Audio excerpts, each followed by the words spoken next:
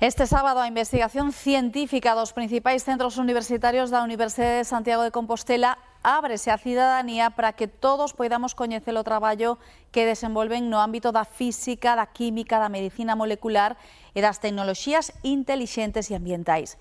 Estivemos no Centro de Investigación de Química Biolóxica. Entramos nos laboratorios de química para descubrir as aplicacións biomédicas nas que traballan os científicos galegos, coñecer o funcionamento das células ou observar como se ve por un microscopio avanzado. Hoxe a ciencia singular está aberta a toda a cidadanía.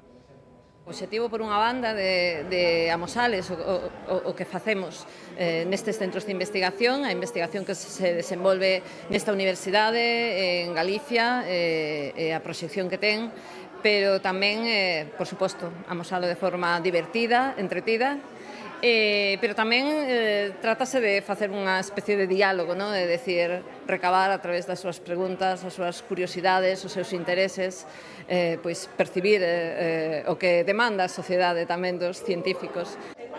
E se alguén ten curiosidade é a cativada.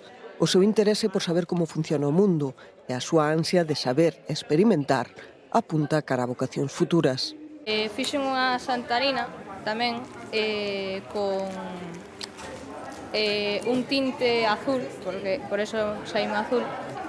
Non probei como saltaba, pero eu creo que vai saltar ben. Un reto tamén para os científicos, ser quen de simplificarnos a ciencia para que nos acheguemos a ela sen pudor.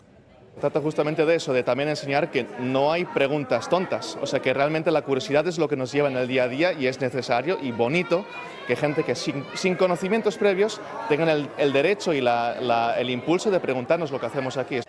A xornada de portas abertas continúa pola tarde, pero para esta edición as prazas están esgotadas desde o primeiro día de inscrición.